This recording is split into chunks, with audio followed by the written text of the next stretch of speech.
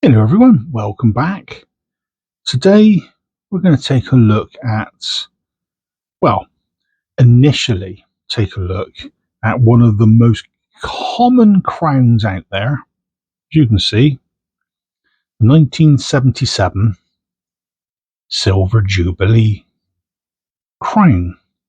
And when these came out, this one I think was the second crown to come out in the decimal era.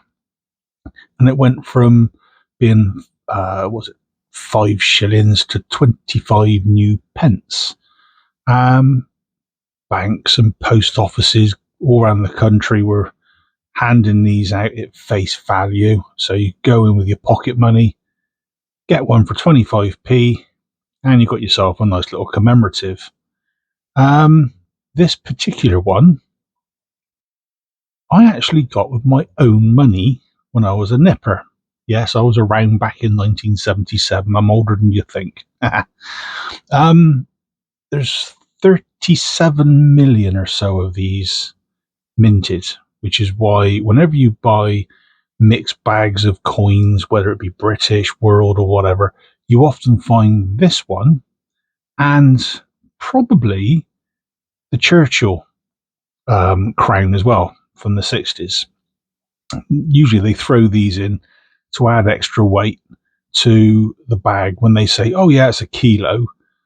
This particular coin in itself was 28.28 grams. So you're already being swindled out of a bunch of farthings and sixpences and everything else by having this dirty great big coin thrown in. Now, like I say, this is the one that I got way back in 1977. Actually came in a little clear case with TSB Savings Bank written on it, and that was the Trustee Savings Bank, which are now TSB are part of Lloyd's, I think, and now I think they've since again broken away and become themselves again in one shape or form. But yeah, this is common as muck. You can get hold of these on eBay for £1, and if they're in really good nick, maybe £1.25. You never know. So this one, it usually lives in its own little capsule, which is why I'm fingering, as it were, handling just on the rim rather than fingers all over, just to keep it fresh. So that isn't the reason you're here. The reason you're here is this version. This one is a lot less.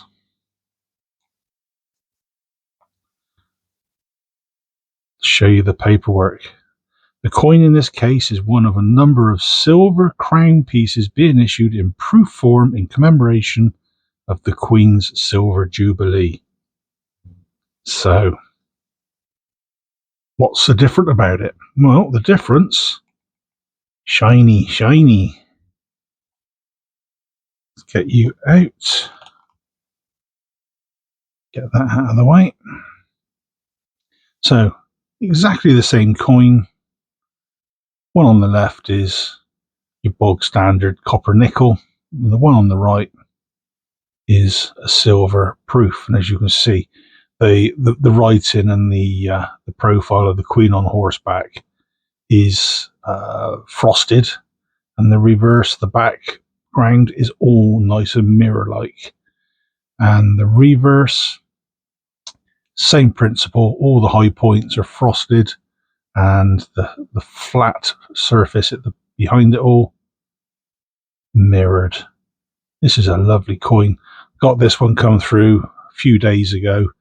I've been aching to do a video on it. Now, until about 2 or 3 years ago, I never even knew these existed. I knew these did. We've seen these for the last 40 plus years. But this was news to me. As soon as I heard about it, I thought, I'm going to keep an eye out for a decent one. Now, I found quite a few out there, and and they were like this, proofs, shiny in a capsule, but that was it. But I managed to get one in its presentation box with the original paperwork. And when you open the paperwork up, I don't know if it comes out very well on the camera, but this paper is starting to go brown with age, which is not really surprising. So it talks about the coin itself on the left-hand pane, and then it goes on to talk about the variations. So there's a Gibraltar version, a Guernsey version, Jersey, Mauritius, St. Helena, and Tristan da Cunha. So maybe I might have to start looking around, see if I can find those versions to add to the collection, assuming they're silver. If they're not silver, I don't think I'll bother. But my guess is the fact that they've been included on this paperwork for this silver crown, I think they probably are, which means they're probably going to be a lot more expensive as well. But yeah, this one, there were 377,000 minted. So it's a lot less than the original copper nickel. These were actually put into sets as well, but the sets themselves that came out after the fact, they didn't actually make additional coins or keep any back, as far as I know, to put into the sets. The ones in sets, so if you had, say, a crown set, 2 or 3 crowns, and they were all silver proof, the one for the Silver Jubilee, somebody in the mint had to go out and buy them from the second-hand market, which is quite unusual. I mean, as a collector, I'd do that myself. If there's a gap in the collection, you go out and you source it where you can. But the mint actually sourced theirs from the secondary market. Quite odd, really, but that's the mint for you. So this particular one isn't your usual 99.9% silver. It's actually 92.5%. And based on the weight of the coin being, like I say, 28.8 grams, they're the same weight and same diameter. I think that's something like 0.8 of an ounce, 0.85, something like that.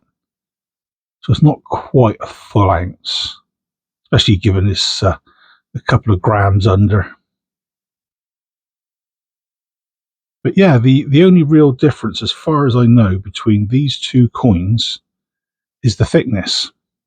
The copper nickel version is rumored to be, I haven't actually measured it yet, 3.2 mil, whereas the silver one is 2.89 mil. So it's ever so slightly narrower, thinner. But overall, the same weight. But this is a really nice coin. It's really just a quick video to show you that these things are still out there. They're still available. And I got this one from a dealer, online dealer. I've got quite a few of my coins from them recently. A company called Atkinson's. They got a lot on there.